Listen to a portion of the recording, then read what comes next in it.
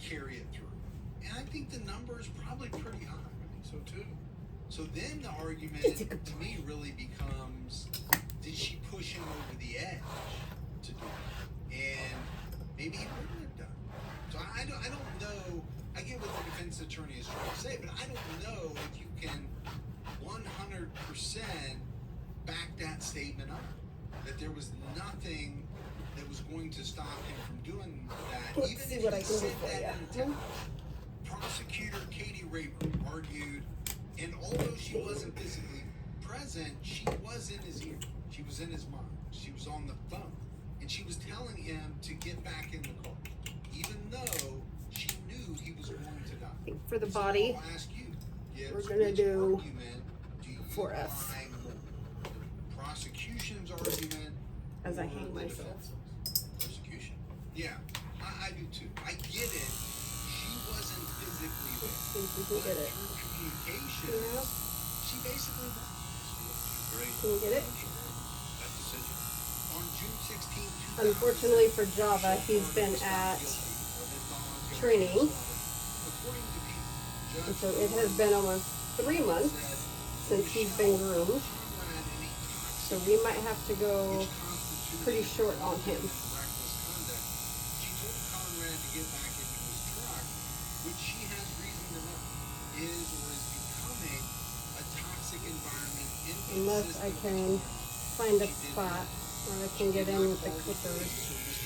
I'm not sure I can. She did not issue a simple additional Let's see if I can get with a 5. get out of the truck. And I think it's pretty hard to argue with that decision. Given everything that we talked about, text message. If not, I might have to go real short. All of that makes perfect sense to me. On August 3rd, 2017, Michelle was sentenced to 2.5 years in jail with all but 15 months suspended. The judge agreed to stay her sentence until her appeal was overturned. Before sentencing, Conrad Roy Jr. read a statement. As quoted by People, he said, Michelle Carter exploited my son's weakness and used him as a Java's hair is super thick with him being an Aussie. and encouraged my son to end his life. So In her 2018 appeal, Michelle's attorneys argued that prosecutors cherry-picked texts to make her look good. The texts that showed compassion were not we presented, might including one just text completely where shave she him down. encouraged Conrad to get help. Additionally, the defense I usually said that shave him Michelle's every 4 words weeks. encouraging Roy's suicide. So However distasteful, for him to go this long, protected, yeah, without grooming, they're really going back to back. I have to go all the way to a 7 to get my blades through it. So he's just going to be very short for a while, which is totally fine. It's hair, it grows back.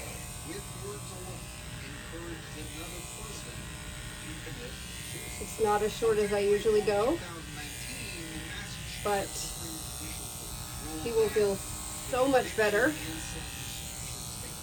Michelle started her 15-month sentence on February 11th, 2019. So she got 2.5 Java's an AusiDoodle, part Aussie, part poodle, and just has a super thick coat. It mats easily if we don't groom him. And so for him being at training for so long and not being groomed, he got matted, dirty, all of that. So he will feel so much better getting this heavy, heavy hair off of him. And starting from scratch. And I'm totally okay with that. But whether or not she bears some responsibility, I think it's pretty hard to say that she does. On September 19, 2019, Michelle appeared before the state parole board seeking early release, but the board denied her request. According to People, the board found that her self-serving statements and behavior before and after Conrad died appeared to be irrational and lack sincerity. So it sounds like the full board just wants her to spend more time thinking about what she did. I mean, she only did the board ruled Miss Carter needs to further address her causative facts that led to the governing. Poor boy's got a lot of poop stuck to his butt. On January 13, 2000, the U.S. Supreme Court declined to hear her appeal. Michelle Carter was released on January 23, 2000, after serving 11 months in prison. She was released early due to good timing laws, which allow an inmate to take 10 days off their sentence per month for exemplary behavior. Now, I don't have as big a problem with the 10 days off per month. I think in some states and at some points in time, it's been like a 1 day for 1 day type of thing. Yeah. And that seems like a bit much, but a spokesman for the Bristol County Sheriff's Office. How you doing, buddy? Michelle You doing Carter okay? was considered a model You're such a good boy. at the Bristol County House of Corrections. She was very busy. She took part in a lot of programs, was polite with the staff, had no problems with other inmates. We had no trouble with her at all. Michelle remained on probation until August 2022. After Michelle's trial, Conrad's mother and stepmother wanted to change state law.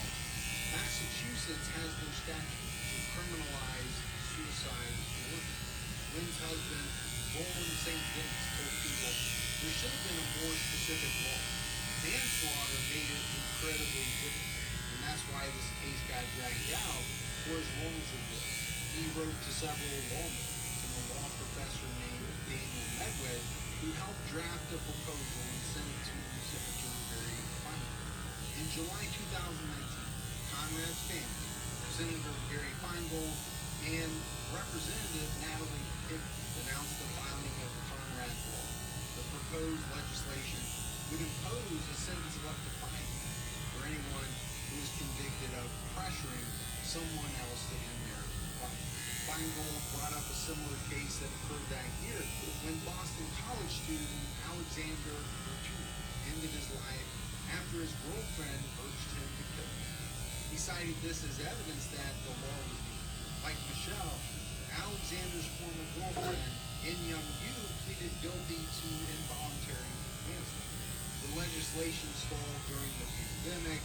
In August, It's going to do so much better.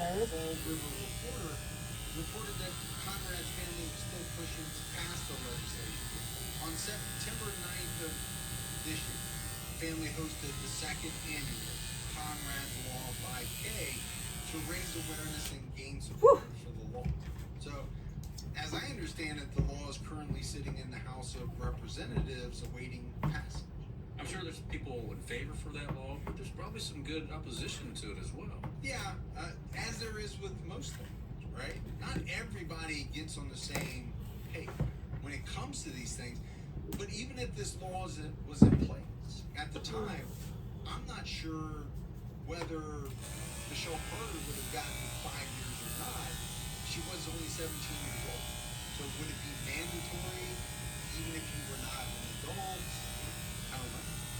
I thought we probably would see more about the issue of the text messages, if they should be protected or not. Yeah, well, it seems as though there were several courts ruled that they won. Michelle Carter's criminal case made headlines from the beginning.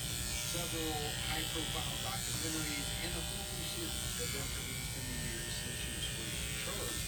The media coverage has led to conversations and debate about cyberbullying, youthful offenders, and suicide prevention.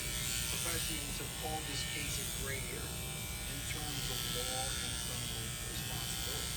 And I thought that kind of all the way through. You know, I thought what she did was absolutely wrong. A lot of what she did. But I also thought there were a lot of gray areas. And, you know, you mentioned protected speech. What's the criminal responsibility for sending a text or a series of texts or whatever? I remember this case first in the news cycle, and I thought, I'm really not sure what I said on that one. You know, I could feel pain of the parents, but I also thought, hey, this is a 17-year-old girl. Does she really know what she was doing? But at the end of the day, I say she did. You know, based on the text messages and what she did up to the time she took his life, and he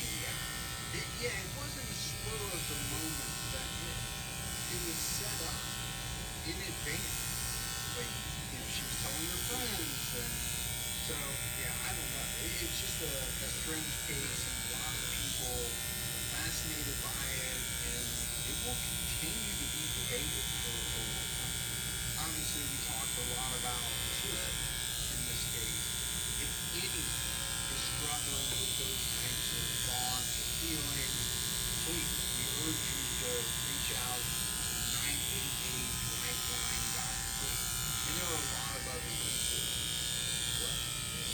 But that's it for our episode on Michelle Carter. We got some voicemails here. Do you want to check those out? Sure. Hey, this is Elizabeth calling from Nebraska, and I was just calling because I used to work at Sonic in high school where Gregory Davis used to hang out. He was the prime suspect in the shooting of the murder, and he was just super creepy. He would come to Sonic, he'd write his site all over LinkedIn and come to Sonic right at 10 o'clock at closing time and try to come in the restaurant and like eat his hamburger and he'd go for a crowd, take around all the girls. And if we meet up, the police went up to her apartment when Tina was murdered. We was at Sonic, and our boss jokingly said to him, "Hey, they're coming for ya." And we were just joking with him. We had no idea he was the suspect. So he was hanging out at Sonic the day that that girl got murdered. And the Godfathers that Taylor was at was right up the road from the Sonic. So it still freaks me out. Like, he's still off, creeping around LinkedIn. I know he was arrested recently for harassing of all the tanning salon, but the case is still unsolved. And I think he did it. All right. Thanks for that. I probably should have put that on. So I put it on TV. Yeah. But, you know, it's always fascinating. People have experiences from the past with individuals, you know, who are suspects or convicted murderers. Go freaky. Yeah. Yeah, great. Hi there, this is Sigrid from Estonia. I've been listening to both Cat and Unsolved since about 2019, and I just wanted to say that having something consistent to look forward to every week during COVID and all the other nonsense that's been happening has really helped with my anxiety, which might be a little strange since you do talk about some terrible things sometimes, but I was just listening to the Lake Lindell episode, and we said Estonia, just for future reference, the language is called Estonian, but, you know, when you speak as many languages, I'm pretty sure he does, it is an honest mistake to make, I think, but, yeah, I just wanted to say, keep doing what you do, and stay safe, and keep your own time ticking. Yeah, I was trying to keep it simple for my non-Estonian friend. You're actually much closer than I thought you were. I didn't even know it was a study, to be honest with you. So you're closer than I would have been. We also had some mailbag. Our good friend Katie O'Connor sent us in some gun parts. You know, she has a new job. She makes gun parts. Okay. Sent us in some cool stuff. And Nikki sent in a bunch of party chips. Very cool. She also made you a personalized card and said she specifically did not lick the envelope because she did not want you to be able to use her DNA. But it just sticks up on that one. People are starting to learn what you're all about. I will put my DNA on cards, I think. Yeah, I think we probably should just end on that right there. And that's it for another episode of True Crime All the Time. So for Mike, stay safe and keep your own time ticking. Boy. Yeah, you're doing so good. Yes, you are.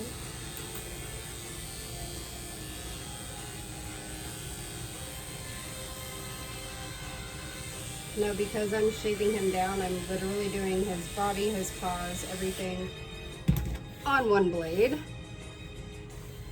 I don't usually do this. His head, his face are usually different, and I'll show you what that looks like if I can get through the hair. At some point, we've all thought to ourselves. And as you can see, he has a mohawk Ray because Wilson decided to do something about it. my 6-year-old loves the mohawk. Powered by AT&T Business, backed by AT&T 5G. Fast, reliable, secure. As Ray would say, you Can't sleep? Take your business to the next But level. today we are shaving off the mohawk, Listening and we are going to start new, right? We're going to start fresh and new.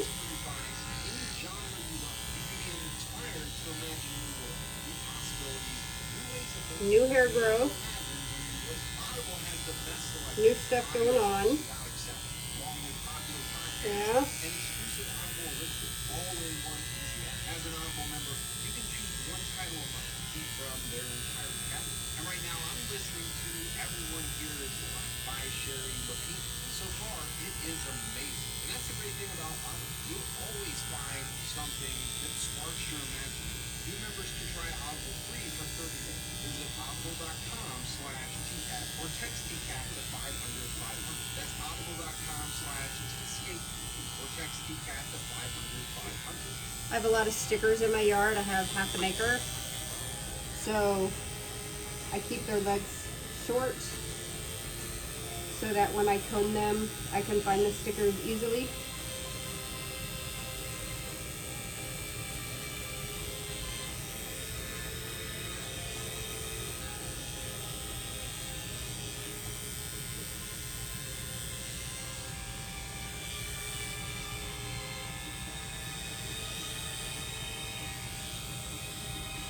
Good boy. Hello, everyone, and welcome to episode You're doing so good. Yes, you are. Podcast. I'm Mike Ferguson.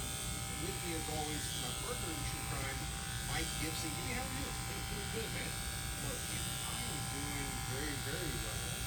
Having a good week. Want to wish everybody a happy Thanksgiving. Yeah, so great. Yep, thank you. Absolutely. Can't wait for my girls to come home from college. Have some family time. It'll be really, really nice. There we go. Good boy. Yeah. Yes, thank you. I think you asking us to box it up and FedEx it overnight is a little much, but yeah, and pay for it. So we already bought the turkey, we made the turkey, and then we have to ship it to you overnight. You're asking if roles were reversed, you would do it. What are they? The roles could be reversed. Make a turkey and send me some. Hey, let's go ahead and give our Patreon shout out. We had Sarah Navarro, Beth Burns, Hector Garcia, Jamie Cornett jumped out of high school. Thank you, Jamie. Thank you. Jen. Oh, good old Jen. Courtney, Margaret Beals, Mark Paul McManus jumped out of high school. Caitlin Peterson. Anita Ferguson. Which is a very cool last name. Rochelle. Hey, Rochelle. Destiny Man. Cheryl Bridgman. Hey, Cheryl. Good And boy. last but not You're doing least, so good. Yes, you are. Thanks, Jamie. Yeah, Good thanks for all boy. the support. And if we go into the ball, this Good week boy. we selected Sam. Yes. What's up, Sam? Appreciate all that. And we had a great PayPal donation from Travis Moe.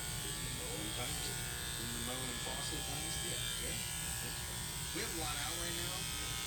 On Saturday, we released a Patreon episode on the McCormicks, father and son, Thomas and Michael. You know, Thomas was a guy who owns a big ranch, was thought to have gone into Denver to hire help, either migrant workers or homeless men, and then killed them instead of paying them once they started to complain about doing all the work and not giving them be cheap labor. Yeah, and then his son was no angel either. He was convicted of murder and some other crimes. A lot happening. Yeah, a lot going on. And then on True Crime All the Time Unsolved, we're talking about 17-year-old Kelly Day Wilson. You're doing Who went so good, missing buddy. in January of 1992.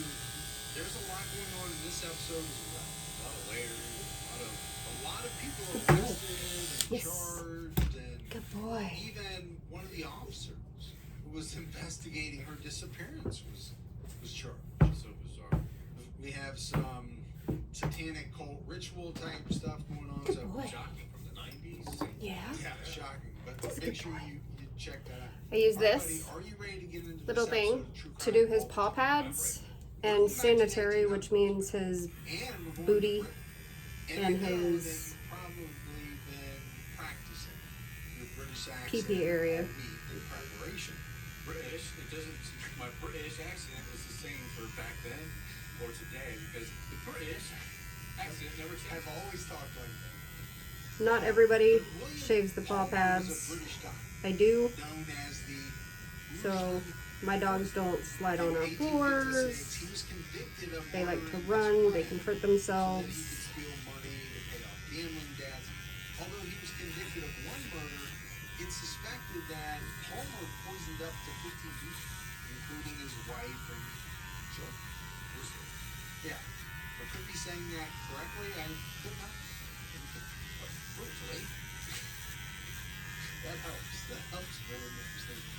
William Palmer was born in Rugeley in the county of Staffordshire on August 6, 1824. His parents were Sarah and Joseph Palmer.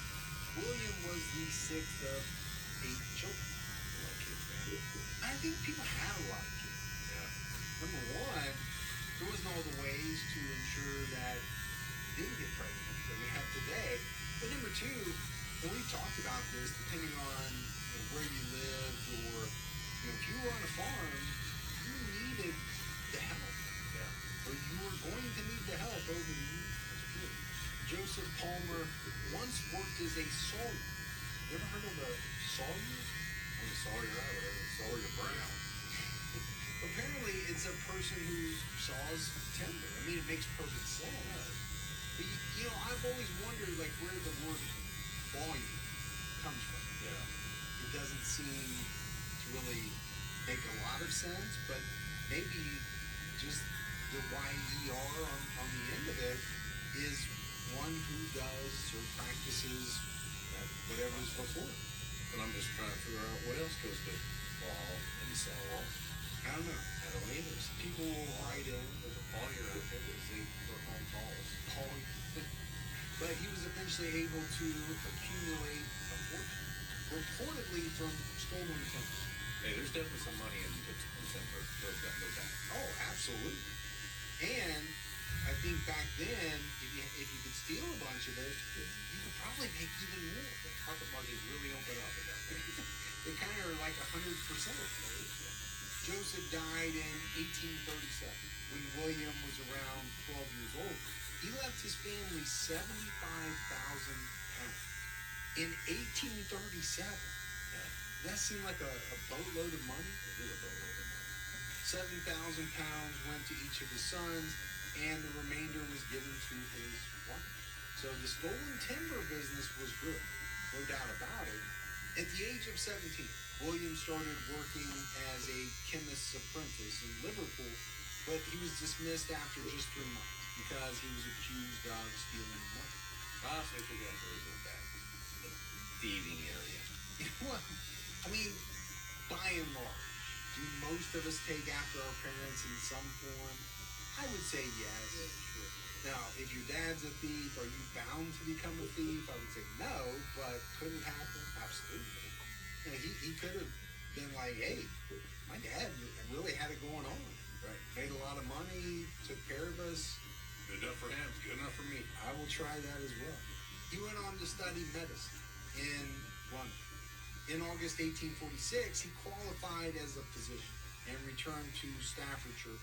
He started training as a surgeon's apprentice with a doctor named Mr. Tower. So he couldn't make it as a chemist's apprentice. He was accused of stealing money. Obviously, it was a little harder back then for that type of stuff to follow you around. Yeah, I was thinking the same thing. You're not making any telephone calls for references or anything like that. Hey, you're in. You get to be a doctor. No worries. But his experience as a doctor gave him knowledge of and access to books on different medicines and poisons, which, as we'll find out, he later used in life. William wasn't all that interested in work. According to the Illustrated Times, he had the reputation of being a wild young man with plenty of money to spend and with indulgent parents. Never attempted to rule. So, footloose and fancy free. Well, we know he had money. Yeah. His father left him a lot of money. His mom was left a lot of money. And it sounds like she was pretty indulgent. While Palmer worked as a physician in some capacity throughout his adult life, he didn't always practice medicine full-time because he preferred the exciting pursuit of betting on the turf. Ooh, okay. So he liked to bet on the horses. He frequented the local racetracks where he bet on racehorses. He quickly developed a gambling addiction. Or if you look at the blinders. He might have, because they ran the races at one point during that show. Now, I don't know that this is all that uncommon. Gambling addiction is a serious thing. It is. I think it happens to a lot of people. Hey, There's that good rush. boy. Come on. You're doing It's so almost like a good. drug. You get a rush from betting on the horses or betting on a football, basketball game, and you're chasing that high. Of course, yeah. That big So win. good. Like Yes. casinos are never So rewarded. good. You go in, So you good. win. Hey, good They know boy. you're giving it back at some point. You're gonna chase for that next big win. Well, there's a reason for that old saying, the house always wins. Yeah.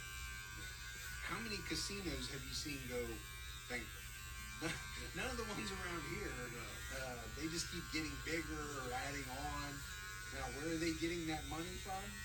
People like you and me, going and putting those quarters in the slot machine or whatever it is. But I want to talk about this guy not having a great work ethic. And I think I've talked about it before, but, it's that possible downside of being given too much early on. Oh, for sure. Yeah. Being spoiled, having your parents pay for everything can, for some people, not everyone, but for some people, kind of cause them to never develop that Nope, drive I'm almost done. that I'm almost done with this need to side. be really Almost done with the successful. foot. It's hard to say. You Oh, go out there and no. make it on your own. If Doing you so don't, you good, don't. buddy. But then I know you're doing so good. take this So good. just in case you don't make We're it. gonna turn you Here's around. something to fall back on. Throughout the I know, 1840s and 50s, I know. people associated with William Palmer began dying under mysterious circumstances. Like I said up front, he's suspected of up to 15 murders. One of the first deaths associated with William Palmer was the death of plumber George Abbott. The two men met at the Lamb and Flag pub in the village of Little Haven, Staffordshire. Palmer Boy. challenged him to a Boy. drinking contest. Abley accepted, but drank so much that he had to be carried home, where he died that evening. According to local rumors, Palmer was interested in Abley's wife, which could explain the potential motive to kill her. Now, I know for a fact in college one time I did have to be carried home. Not proud of it, but it happened. Carry it home with you. Luckily, I had some pretty good people with me. Nobody tried to poison me or anything like that. But Palmer didn't end up marrying George Abley's wife. He returned to his hometown of Rugeley to continue working as a doctor. In 1845, he met a young woman named Anne Thornton who was in finishing school. And I know you went to finishing school, Gibbs. It really kind of turned your life around. Finishing school. Always had problems There you finishing, go. and that's why they sent me to make sure I can finally finish something. And you were able to finish it. And I can set a table like Good nobody. boy. Never seen it, but I'm sure you can. You can't pay for the meal. Might be able to set the table. I said that don't take me. Anne Thornton was the daughter of a retired Army officer and a housekeeper. Her parents were never legally married. Anne's father died of suicide, and she inherited his inn in Stafford, which earned her around 250 pounds a year. So I just want to go back to the thought of 75,000 pounds. It's a big chunk. When she owns an inn and is making 250 pounds a year, and William's father left him 75,000 in total. Each of the kids got 7,000. That really is a lot of money. Well, when you have that type of money, that's why you didn't have to work every day if you didn't want to. Anne was not old enough to run the inn when her father died. There you go. She was taken from her mother's custody, sent to live with a gardener. As a young adult, she was sent to a finishing school in Haywood, where William Palmer was working as a physician's assistant. There you go. They Good met boy. before he had completed his training to become a doctor. Anne's guardian warned her against marrying him, so she refused his first proposal, but Palmer continued pursuing her, and they eventually got married on October 7th, 1847, when Anne was 19 years old. And you wonder why the guardian would say, hey, wouldn't do it. You know, did this person notice something in his character? Because why else would you warn someone not to marry? Yeah, their instincts kicked in and said, hey, careful. Well, we know that this person is going to turn out to be absolutely correct. Within a year, Palmer started borrowing money from Anne's mother, Mary Thornton. In January 1849, Palmer invited Mary to stay at their house. During her visit, she became severely ill and died on January 18th. She was 50 years old. And I would say 50 years old is a pretty good lifespan in the mid-1800s.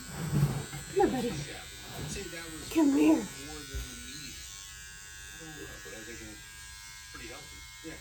So, was her death maybe viewed as suspiciously as someone much younger would have been? Maybe not. But it was also said that when Anne's father died, Mary inherited several properties from his estate. According to the BBC, William Palmer was expecting to be paid around £12,000 after she died, but Mary's trustee instead paid a quarterly allowance to Anne. Well, I'm sure he wasn't happy that the bulk of the funds just didn't come in instead of just getting these quarterly payments. Well, and does it kind of make sense that he most likely killed Mary because he thought this big chunk of money was coming? Okay. Palmer was still heavily involved with gambling, and now he couldn't borrow money from his mother-in-law to fund his house. He started borrowing money from a man named Leonard Bladen, whom he met at the racetrack. Bladen loaned Palmer a large sum of money. He was staying at the Palmer's house when he died unexpectedly on May 10, 1850. He was 49 years old. So, again, I don't know if that was a pretty good lifespan back then or not, but it's not too hard to see the pattern. Sure. The one thing that you don't want if you're in the life of William Palmer is to have money that he expects to get if you die, or have him in your debt, because he's just going to get rid of it. Well, yeah, there's nothing to pay it back if you're gone. The next suspected victims were William Palmer's children. He and Anne had 5 children, but only one of them lived past infancy. Wow. Now, I don't know how uncommon that was in 1850. I don't know what the mortality rate of newborns was. But it's like it was good. I don't think it was good in general, but I think 4 out of 5, that's still probably much higher than what was to be expected. William Brooks Palmer was born in 1848 or 1850, depending on which source you look at. He was the only child to live into adulthood. He passed away in 1926. The rest of the children died in rapid succession. Elizabeth Palmer died on January 6, 1851, when she was just 2.5 months old. Henry Palmer died on January 6, 1852. He was just a month old. And the same day, 1 year apart. That's brutal. That year, Palmer's uncle, Joseph Benton, passed away on October 27, 1852.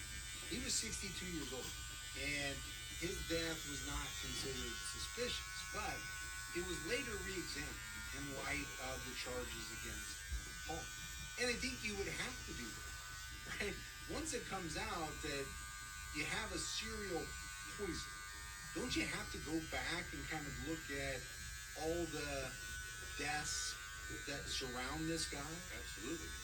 And re-examine whether or not they were natural or murder. Frank Palmer died on December 19, 1852, just 7 hours after he was born. Finally, John Palmer died on January 27, 1854, 3 or 4 days after he was born. It was said that by 1854, Palmer was thousands of pounds in debt, and had started forging his mother's signature to secure a loan. That year, he took out a life insurance policy on Anne for £13,000. He paid just one premium when Anne became sick and died on September 29th, 1854. She was only 27 years old. He'll do anything for money. Now, it was thought that Anne died from cholera because Great Britain was in the middle of a pandemic at that time. But you're right, kids. I mean, if you just look at the people in this guy's life, which I'm sure in the 1850s was much harder to kind of see this thing from 10,000 feet and start to question why everyone around this guy is dying. But if you were able to, it would definitely be extremely suspicious. Sure. Palmer used all the money he got to pay off part of his debts, but even then, he still owed thousands of pounds. I mean, I think this just tells you how bad his gambling addiction really was. Pretty fun. Around the time of Anne's death, Palmer started an affair with his housemaid, Eliza Thorne. On June 26th or 27th, 1855, Eliza gave birth to Palmer's illegitimate son, Alfred. By 1855, Palmer was still in extreme debt.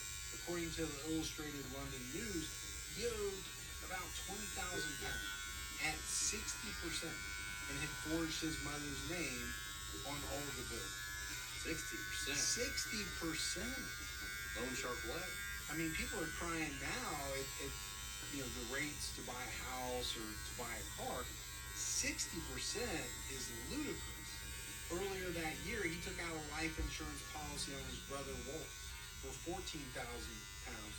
Walter Palmer died on August 16, 1855. He just didn't care, did he?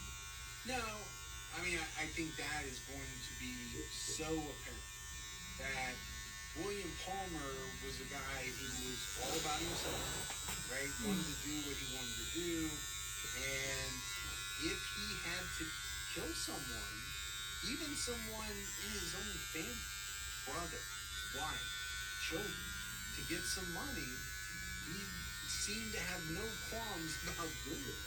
Thinking the insurance adjusters at this point should be like, really paying this guy a lot. Well, if he was smart, he would have taken him out with different companies, and again, all of that was doing?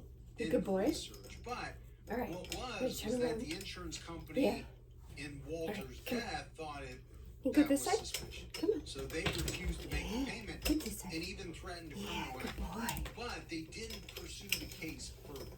So he had to be, I guess, really let down. Is that the right term? I killed my brother for no reason. Yeah. And they won't even pay the money. Yeah.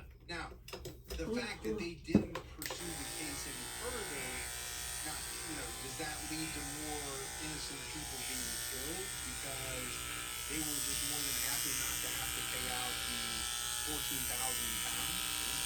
Probably. You know what? If you're like me, you're constantly thinking about the safety of the people and things you value most. After all the years of researching true crime, I knew I needed to secure my home with the best.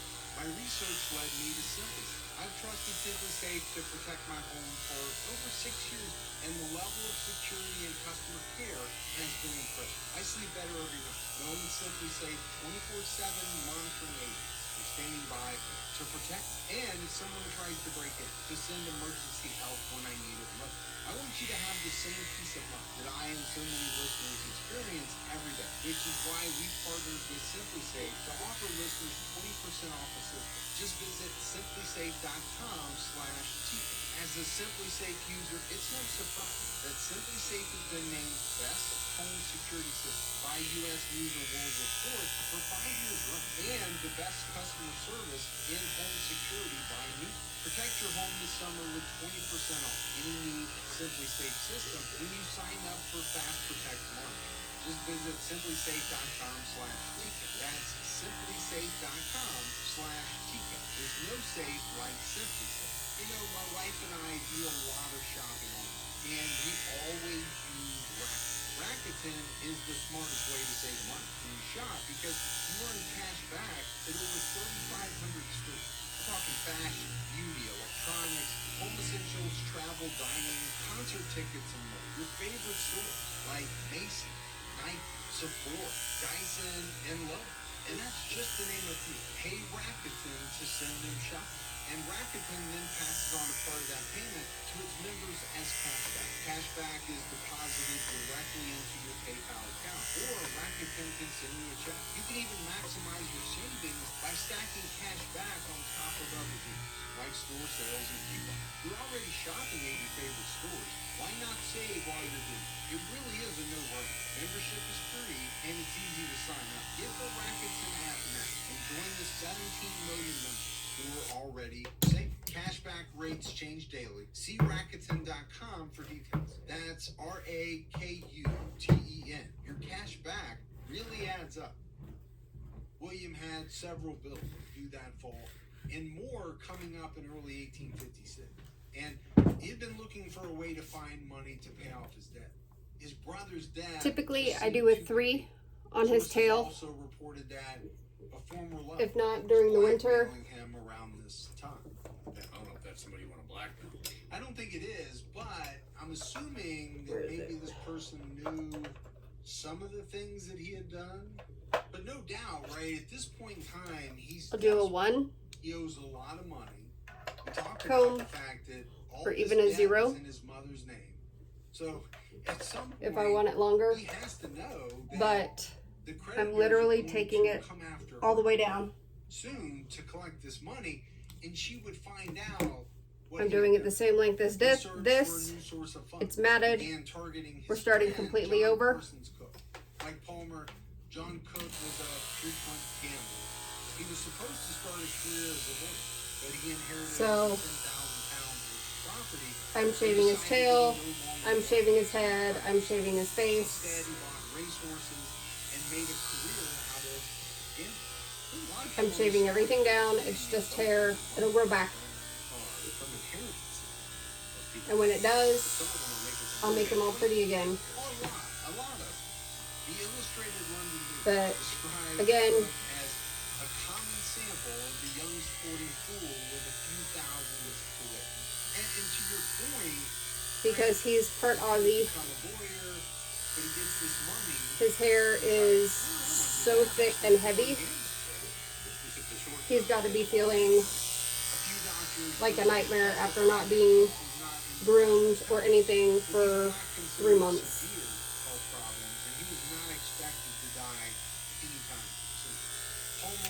So, poor guy's naked now. Back in 1853, Palmer had a bill due for 500 pounds. He only had access to 310 pounds of credit to pay it off. Almost His naked. creditor declined to give him the rest of the money unless he had a form of security. Palmer listed John Cook as his security, and he accepted. Palmer received the credit he needed to pay off the debt, but when it came time to pay back the credit, he couldn't pay.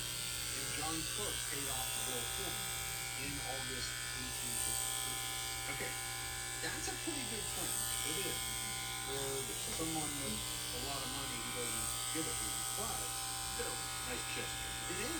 Because 500 pounds in 1853, I know you're not great with the pounds conversion, as good as you are, with American conversion, but let's give it a shot. People, over 500 pounds back then be worth today. 75 pounds. Maybe. I was thinking maybe 100. I really don't know. But Palmer did this the second time for a 500-pound security deposit on a 1,000-pound credit. The creditor refused to advance the money without tangible security.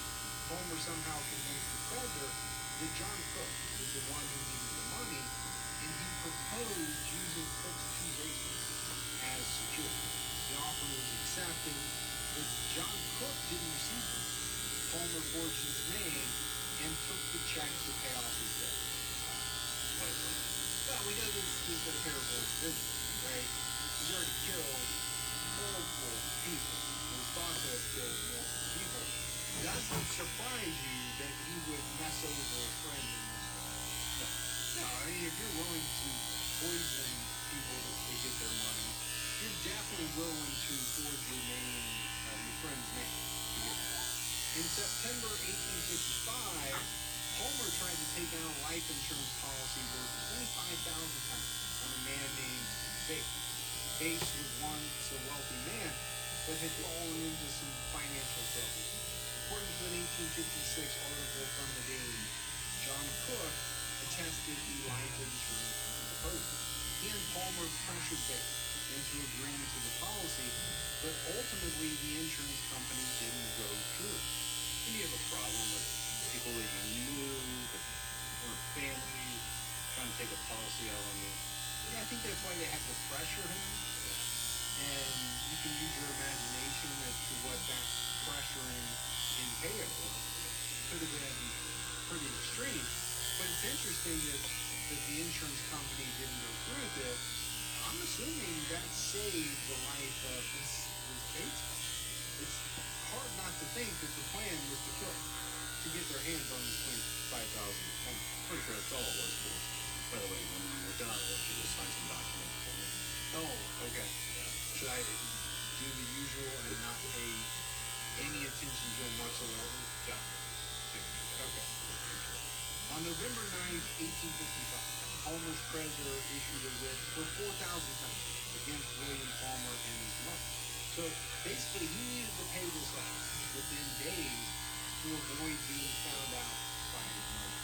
Palmer knew that a race was taking place in Shrewsbury from November 13th through 15th. He decided he would go to the race and place more bets to try to make some money. Because that always works. Yeah, when you're in debt and you got to get that money in the very next day, what do? Go out and gamble. Bet the horses, go to the casino, but let's not forget, that's how he got into all these problems in the first place, right? Gambling. But he's so deep in it that gambling is going to solve it. John Cook also attended the race. On November 13th, 1855, his horse Polestar won a race and won him almost 3,000 pounds. Palmer had lost a significant amount of money by betting on the wrong horse. So not only does he have a serious gambling problem, he's also just really bad at it. Yeah, not good. He's not good at it at all. Now he's got a bigger problem, right? He just lost. Oh, because this was his way out. Yeah, I'm going to pay off his debt so John doesn't have to find out. On the night John Cook won, he gave his friend Ishmael Fisher between 700 and 800 pounds for safekeeping. So he wasn't paid the full 3,000 pounds at once. Ishmael Fisher gave the money back to him in the morning, but his spoon was missing. The next day, Cook hosted a big celebration in Shrewsbury. But according to the Illustrated Times, after indulging freely in the foreign wines of an English country town, the owner of Polestar took to brandy and water to restore his British solidity. Oh, solidity. Tossing off his glass, he complained that there was something in it which burned his throat. That night, he was very sick and very ill, and Cook was immediately suspicious of William Palmer. According to Staffordshire Live, he told his friends George Herring and Ishmael Fisher, "I believe that damn Palmer has been dosing." And why would he not think that? Right. He was involved with the guy in a plan, I think, to kill this Bates guy. Maybe they even talked about poison. Maybe he even knew that his friend had poisoned a number of people already for money. No, he's been targeted. But despite his suspicion that Palmer poisoned him, the two men returned to Rugeley on November 15th and continued their friendship. I mean, that happens to you and I quite a bit. Yeah, you just don't drink the drinks I bring you anymore. Yeah, I often think that you're trying to poison me, but we somehow always patch it up and just continue to be friends and put out the podcast. Look at each other kind of weird when it's mealtime. The two met for a drink on November 17th. Afterwards, Cook became sick again. I think at this point, I'm going to stop drinking with William Palmer. Or doing anything with William Palmer. Kind of hard to feel bad for somebody getting sick after having a drinks with Palmer, knowing that he knows the type of guy Palmer is. Yeah, it does seem very strange. William Palmer's infant son Alfred also became sick and passed away that same day. William was suspected of his murder, but not prosecuted. And again, I think at some point you have to take a look at whether this guy has the worst luck in the world. Maybe luck is not the correct term.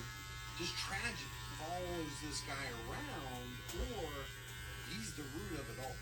He's the cause of it all. Cook continued displaying symptoms of a mysterious illness over the next few days. Palmer helped take care of him and brought in things like coffee and broth. So can we just break this down for 1 second? Yeah. You know this is a bad guy, right? If you cook. You already believe he tried to poison you once. You forgave him, you patched it up. You went drinking with him again, you got very, very sick, but now you're letting him take care of you and feed you things. That just doesn't make sense to me. Here's some coffee. Here's some broth. It will make you feel better. I would say no. Please don't bring me any broth or coffee. And shouldn't you be mourning the death of your son, by the way? I would say, please, I never want to see you again. On November 19th, Palmer traveled to London to collect the remainder of Cook's race earnings without his knowledge. The payment was just over £1,000. Palmer knew how much money he needed to collect because Cook wrote it down in his betting book, which went missing when Cook got sick. How could you? The Daily News reported that if Palmer made a payment of a similar amount to Cook's earnings, he could relieve the pressure from the lenders until January of the next year. Well, he's going to have to do what he has to do. Well, I don't think he had to. I think it was his choice. I think it was his preferred method, right? I'm going to do whatever it is I want.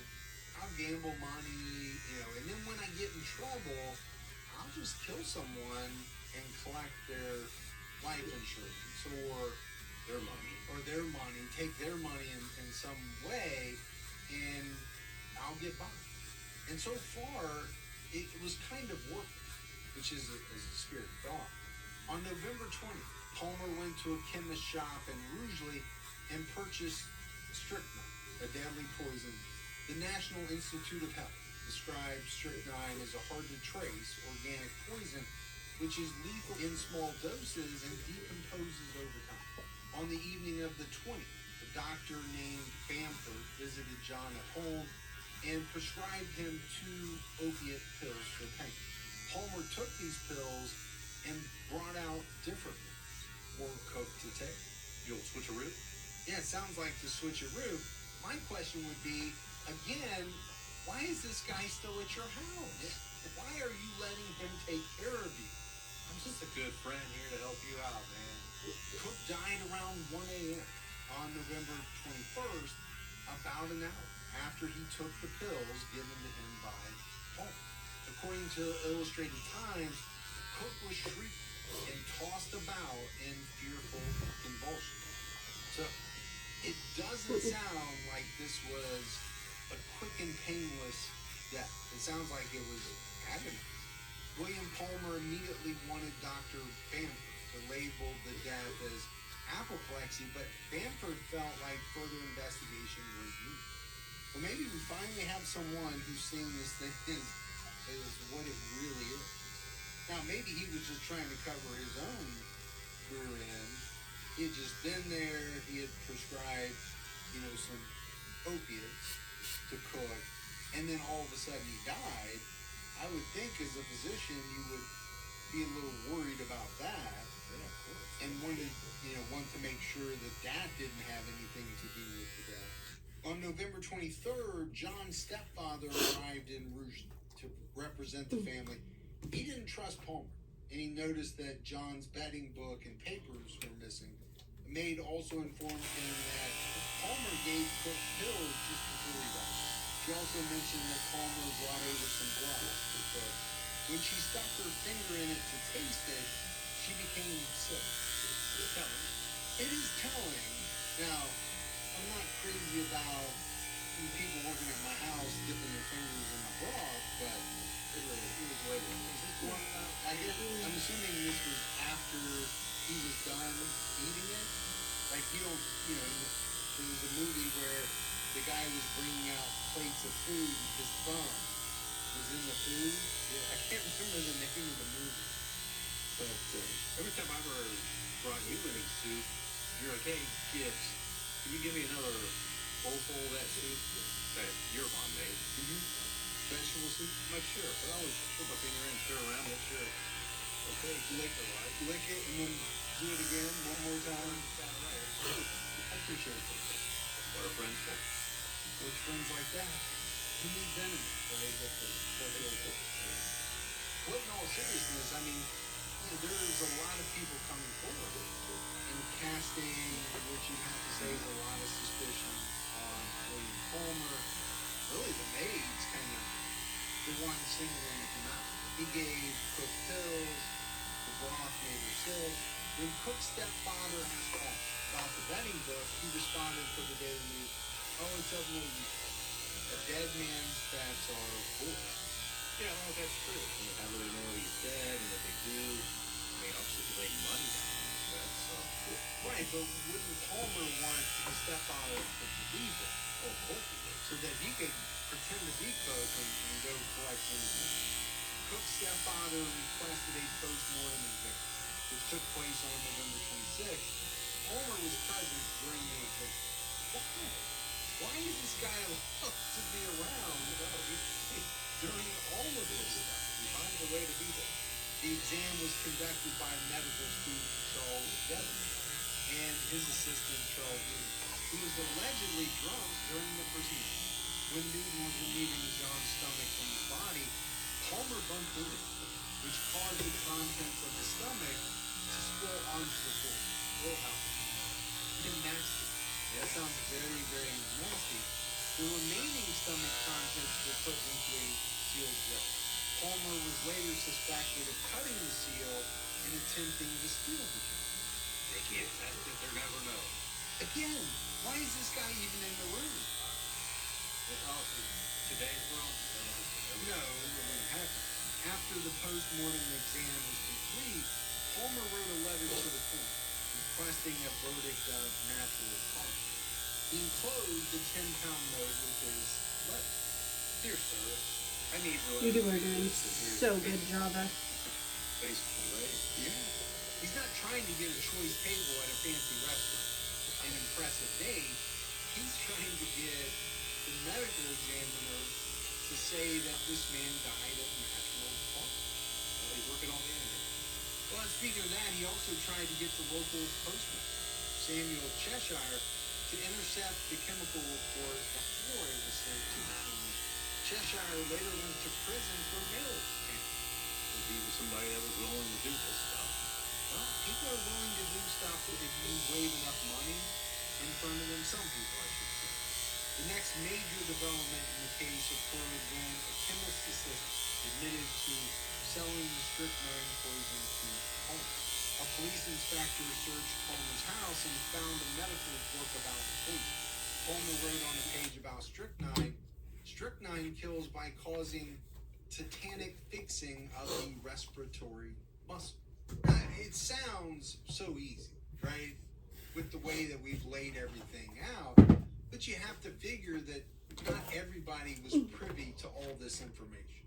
Or else it would have been pretty easy to, make a case against this guy and put him in prison. The coroner's inquest opened on November 29th. No poison was found in Cook's body, but the coroner believed he was murdered based on all the other evidence. On December 15th, the jury determined that the deceased died of poison willfully administered to him by William Palmer. Palmer was quickly arrested and charged with murder. So this is pretty interesting. Not that he was charged and arrested with murder, because everybody should have seen that coming. And it probably should have happened much, much earlier. But that the coroner didn't find any poison in Cook's body, but yet still believed he was murdered. And the jury thought that William Palmer did give him poison. Well, they heard the same story, about the bumping into the corner while he was trying to remove the stomach contents, and it all went over the floor. You'd be like, why did he do that? Is Is it accidental or? I bet you one of them asked, why was this guy even in the room? Hey, why is he in the room with us right now? He was in the jury. Yeah. In the Yeah. jury. This podcast is supported by Progressive, a leader in RV insurance. RVs are for sharing adventures with family, friends, and even your pets. So if you bring your cats and dogs Hello, along for buddy. the ride, you'll want Hello. Progressive RV insurance. They protect your I'm cats and almost dogs like done. family by offering up to Hello. $1,000 in optional coverage for vet bills in case of an RV accident, making it a great companion for the responsible pet owner who loves to travel. See Progressive's other benefits and more when you quote RV insurance at Progressive.com today. Progressive Casualty Insurance Company and Affiliates. Pet injury is an additional coverage and subject to policy terms. This episode is brought to you in part by Progressive. Most of you aren't just listening right now. You're driving, cleaning, and even exercising. But what if you could be saving money by switching to Progressive? Drivers who save by switching save nearly $750 on average. And auto customers qualify for an average of 7 discounts. Multitask right now.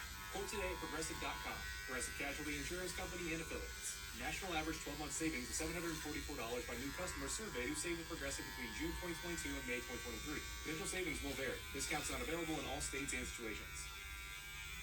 The remains of Anne and Walter Palmer were exhumed, but there was not enough evidence to charge Palmer in their death. William Palmer's trial started on May 14, 1856. He was granted a change of venue beforehand. The trial was moved from Staffordshire to the Old Bailey in London due to pretrial publicity and his prominence in the community. So that's really been around a long time, that change of venue thing.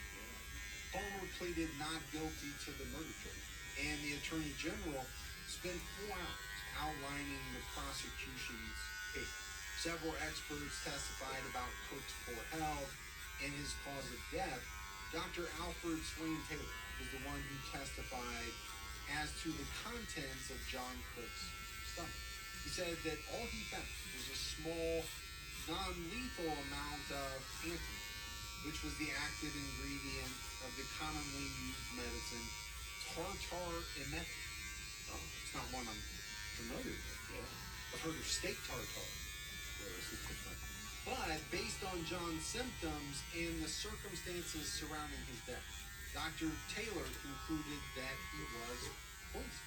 So again, kind of interesting, right? He didn't find any poison, but he's saying he was poisoned. This is strange, and I think that's why the defense will go after that. How can you say that? You haven't been proven. Yeah, the defense questioned Dr. Taylor and the practice of toxicology. Palmer's lawyers argued that Taylor had no direct knowledge of the effects of I know, strychnine but we gotta get and these. had They're only not in. observed its effects on rabbits in an experiment 20 years earlier. They also claimed he was biased and made prejudicial statements to the press and brought in experts that contradicted. The prosecution countered that because Palmer tampered with the evidence during the post-mortem exam, a thorough chemical analysis was impossible, and that Palmer's experience as a doctor gave him the skill to murder John with minimal doses of strychnine that would decompose over time. And we did say it does decompose over time. One of the key witnesses was William Skate Gibson. There you go, Probably good boy. Gibson's long You being a good boy? great Are you being a good boy? Very Yes, you are. famous. Very famous. Yes, you are. William Skate. Yeah. Well, he was a surgeon from Shrewsbury. He visited John Cook when he complained of stomach pain and a burning foot after winning the race. Cook told him he thought he had been poisoned. Gibson gave him an medicine to make him vomit. He didn't see anything concerning when he inspected the body. Because you know, what you have to do. Inspect that vomit. I was not aware of that. But I do think it's interesting, right, that he thought he'd been poisoned earlier. Another witness was Anne Brooke. She came to Palmer at the races to ask a question about a jockey. She said that she saw him pouring fluid from a small bottle into a tumbler and then shaking it up. Okay, in light of everything we talked about, that sounds pretty ominous. But in a vacuum, that could be anything. It could be. That could be him adding a little, kick to some other drink out of his own personal inventory. Yeah, like you do every time we record. Yeah. Well, I'm sure not going to drink the swill that you bring. That's real. Good stuff. How many times have I told you, stop buying your alcohol at the discount box? What's wrong with it? It's just, Anything less than $5 should not be ingested. Let's just put it that way. I don't really like the labels of that one. You know, when you go to like these conferences and they give you those, hello, my name is, Mm-hmm. and that's how those labels are. Hello, my name is, and they write on it, Mr. Whiskey. That's just a generic label. William Henry Jones is John Cook's personal doctor. He testified that Palmer summoned him to read with a letter dated November 18th, 1855. He arrived on November 20th. It seemed like Cook was doing slightly better. Both he and Dr. Bamford visited Cook several times that day. He testified that Palmer proposed that Dr. Bamford get morphine pills for Cook. Palmer was the one who brought the pills out around 11 p.m. Cook vomited after taking the pills, but he didn't vomit up the pills. Okay, that doesn't sound good. Right? That really puts a bad light on Palmer. So, later that night, Cook asked Jones specifically Palmer. He experienced convulsions for 5 to 10 minutes before he went rigid and asked to sit up. Some of Cook's final words were, "Turn me over." He had gone rigid and was in extreme agony as he gradually grew weaker and died. Again, does not sound like an easy way to go. Terrible. Yeah, it sounds like it was a very, very painful death. But I am somewhat confused as to why Cook would, ask his personal doctor to send for William Palmer. Maybe he just Okay, really buddy. had this strange friendship. I don't know. Jones testified that he thought Cook Okay, died from let's- tetanus, which caused his heart to stop. Several sources noted that strychnine poison has a similar effect on the body as tetanus. After Cook died, Palmer told Jones that the death was bad for him because they owed about 3,000 pounds. He said he hoped John's friend would assist him or all the horses would be seized. Because that's the first thing you think about when your quote-unquote good friend has died. Yeah. Money. The death was bad for him. Next, chemist assistant Charles Wood testified that Palmer purchased strychnine on November 19th. On November 25th, he went to Palmer's house for a drink, and Palmer asked him how much strychnine it would take to kill it all. Palmer also asked what the stomach would look like after death.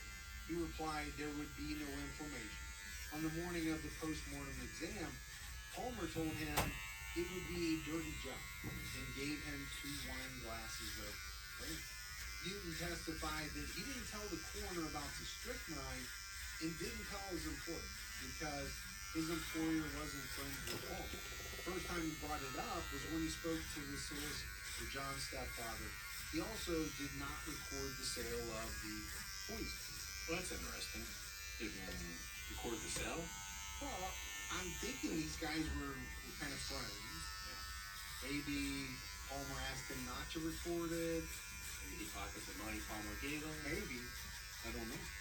Charles Joseph Roberts, a druggist apprentice, testified that he sold prussic acid, a strychnine, to Palmer on November 20th, along with opium. He didn't make an entry of the purchase because he had a habit of not recording purchases. Hey, a lot of these guys were really bad at recording purchases. Lethal poison. Somebody's not doing their job right over there. It's Too also messy. interesting that Palmer allegedly purchased strychnine on the 19th and then again on the 20th. Did he realize that he didn't get enough strychnine the first time? You get that extra. Or did he have plans that was going to involve additional amounts Usually, of strychnine? I do a 3 Palmer's defense on Java's argued head. there was no motive and pointed out the fact that no poison So that he's was found in fluffier John's body. on top. And that was true. Right? Nobody really could determine that there was poison in his body. But again, that strychnine apparently decomposed can't see pretty you. quickly, I guess. Can you And come then, this side? we also have the fact that he Flip you around. spilled the guy's stomach contents Okay. all over the floor. So Yeah, good boy. we don't really know what was in there. Oh, good boy. The judge You're doing asked so the jury good. to consider the I don't moral know, evidence.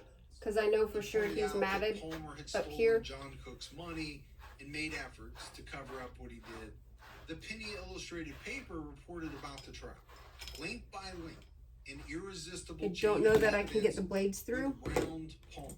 Indisputably, it was proved that Palmer was the man who poisoned On his beard, on his Never face. was a foul murder more conclusively brought home I do a 5. to any murder. I don't know if you can see that. Alright. I might argue with that statement a So. little bit Yeah. because Let's see if I can get I the. think it's interesting that the judge asked the jury to consider the moral evidence. Yeah, I can't because even get the 5 it through. doesn't seem as though they had a ton of what you Hey. would maybe think of as direct evidence. No eyewitnesses that saw him kill. Now, people Oh, said it's going a little bit. Hold on. okay.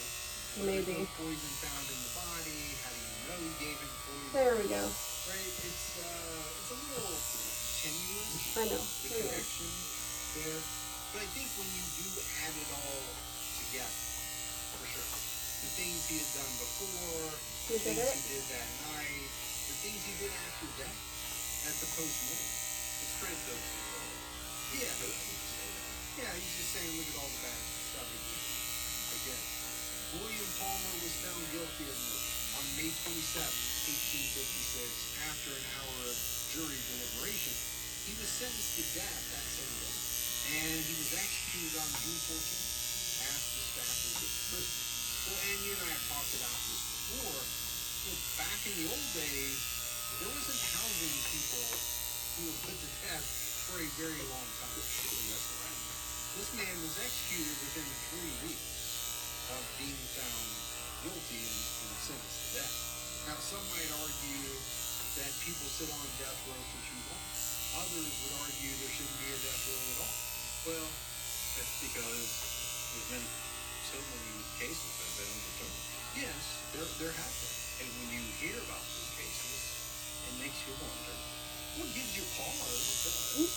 I'm not advocating that we put people to death within 3 weeks at all. There is a process by which to appeal and all of that. I understand that, and I think it's come out that there are some good reasons for that. Before his execution, his family came to the prison to visit him often. He professed his innocence during the meeting, and I don't know how much family he had left. He killed the majority of his immediate family. It seems like it wasn't proven, but it's kind of hard not to think he did. Maybe it was his mom who killed his brother, or maybe one of his brothers. You certainly would have did come to them, like, no safety on this side of the bar. Well, we're not sharing drinks or anything like that. Palmer's brother-in-law, Mr. Haywood, was one of his final visitors. Haywood encouraged Palmer to believe his mom. He was guilty by asking him to confirm whether or not his sentence was just. According to the Daily News, Palmer replied, "It is not." And what would you expect this guy to say? Just all of a sudden break down and say, "Yeah, I did it"? I think he just told it wasn't me. It's not going to be a long time. No. On the very morning of his execution, Palmer visited with the prison chaplain, got dressed, and had a cup of tea. And Come on, said he buddy. felt You're very doing so comfortable good. and was quite prepared.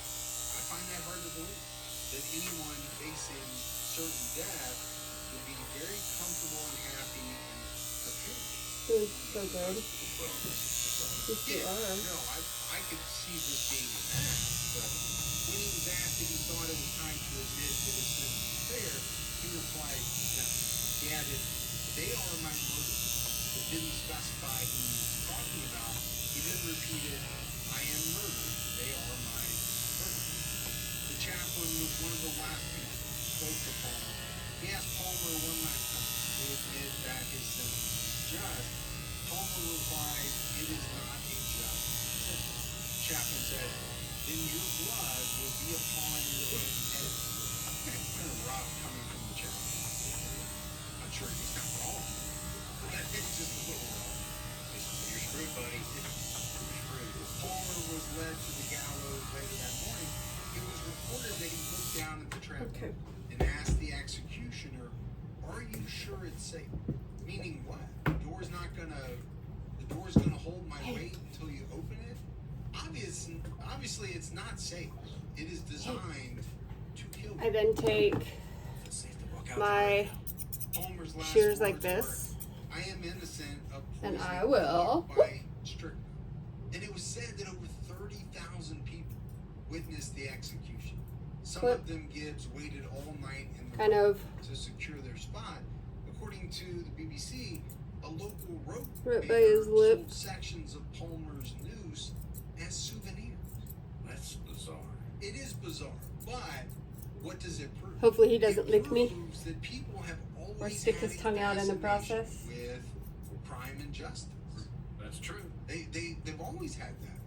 Yeah, we know back in the day, you know, people came out for that. Or even out areas that Let's I see want what's to. going to happen today. And But that's how I do his short muzzle Well, versus think about like the Coliseum, Roxy's Oh, yeah. poodle the face. gladiators, and all made that. it a show.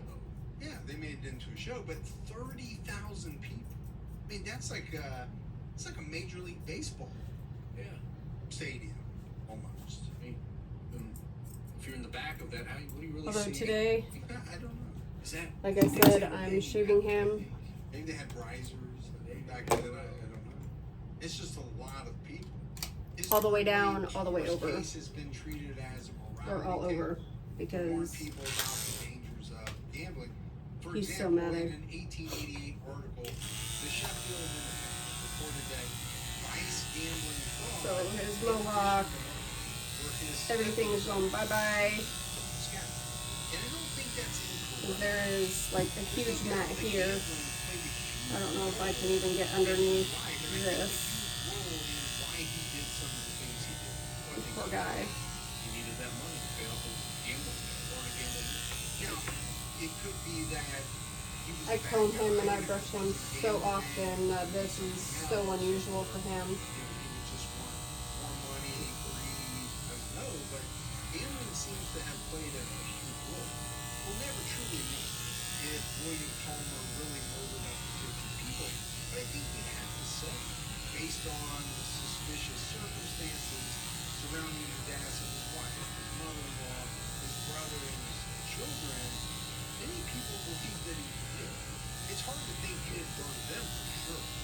And if he's able to murder them, So sometimes, now him, he has very, even though he's got thick hair, he has to get their money, is stretchy it skin. that hard to So conceive sometimes I that have to like, he would have murdered a larger number see, along the way? hold the skin It's not and do this.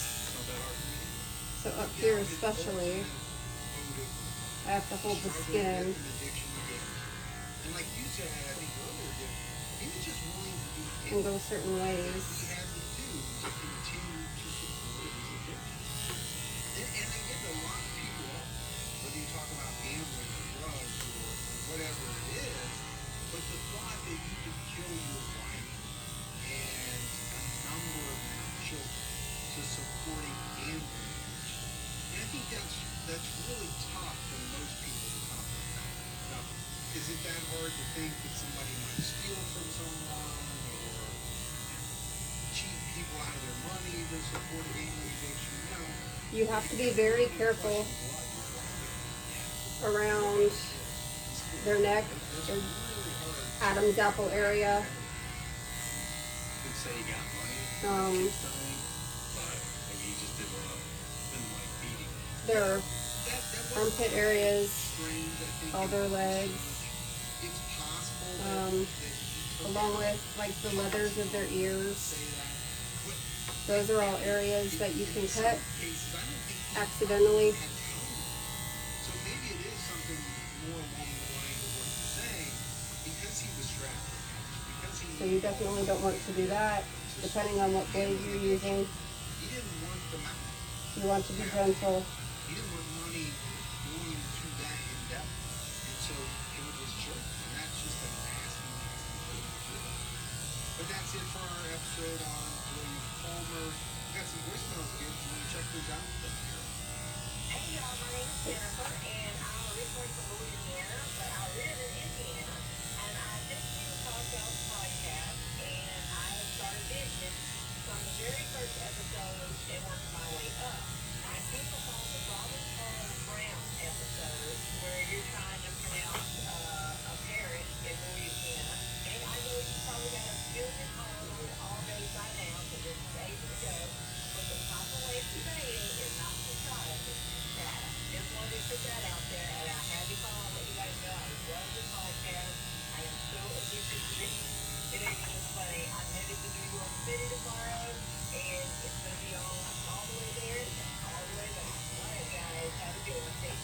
boy. Such a good boy. New York City, that's where they make that salsa.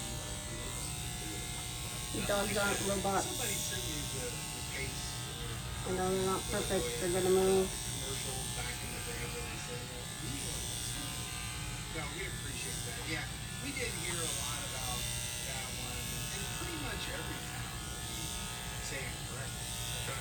Typically the worst part is their feet and their face. They look like people around their feet and face.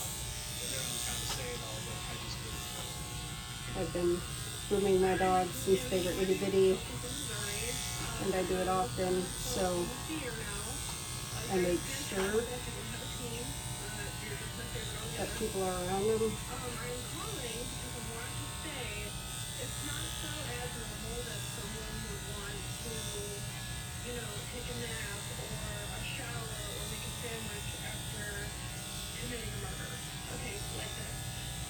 Something so traumatic happens in your brain that somewhere subconsciously you just want to do something normal. It's not so far-fetched, and I guess in a way I understand it. I don't understand murdering somebody, certainly, but I understand seeing a traumatic event and wanting to do something normal or doing something normal. Anyway, I just thought I'd share my thoughts. Anyway, I guess stay safe and keep your own time ticking. Bye. All right, thanks for the voicemail. Yeah, that's a way to look at it. I've never thought about it that way. But maybe it's because I don't think a lot of these killers that we talk about view what they just did as a traumatic experience. Yeah. Some do, but I don't think a lot of them do, especially serial killers. So, yeah, interesting. Yeah, there definitely is something to it. There's possibility. Well, we appreciate the voicemails very much. Had no mail back this week, but I know there's something waiting. So it'll be heads up from Santa. No, it's too early. We'll be talking about some mailbag next week for sure. Okay. But that is it for another episode of True Crime All the Time. So from Mike, again, stay safe and keep your own time ticking.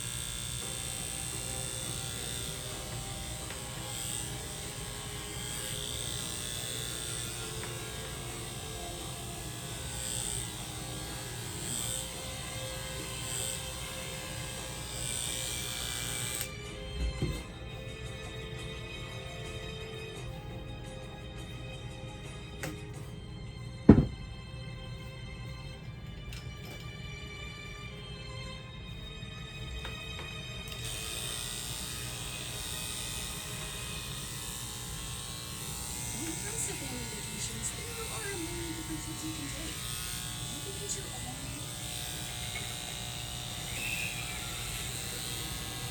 trip to Texas. Even if you prefer a vacation from your family, you can always get your own leave the kids with grandma trip to Texas.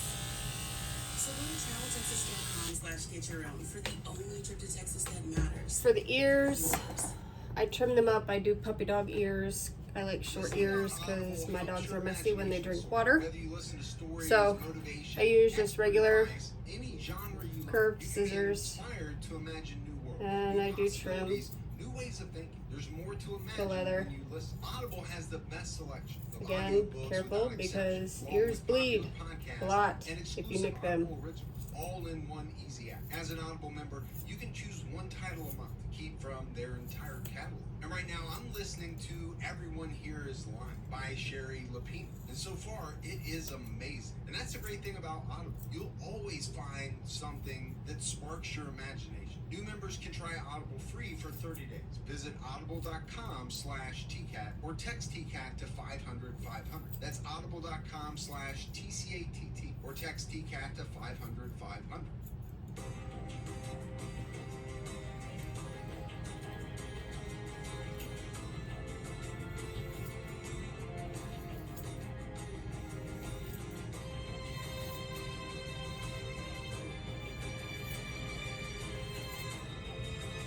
You can typically use the edge of your fingers to feel where the leather is of their ears so you don't nick it.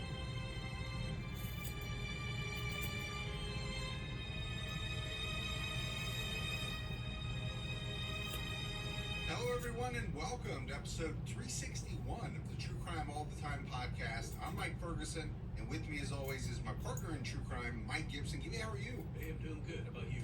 I'm doing well. How was your Thanksgiving? Hey, it was terrific. Hey! You keep haying me. Hey. No, mine was as well. It was Right. nice to have the girls home. And we had a lot of Essentially, people over. So now that it was a good time. he and I are both Didn't have you over. covered in hair. A whole You say hi, Java? duplicate How do we look of what we bought. now that he's Just from what I eat. And my naked boy? always bring my take-home containers with me. Bags, you got bags. He's essentially done. Bags, And the only thing I have to do is cut his nails. I've never seen that. Say hi, Java. Get everything I can. Hey, let's But go ahead and give his our hair will grow back. shout-outs. Robin Brown, We'll get him all fixed up, and Robin. next time he'll be blue.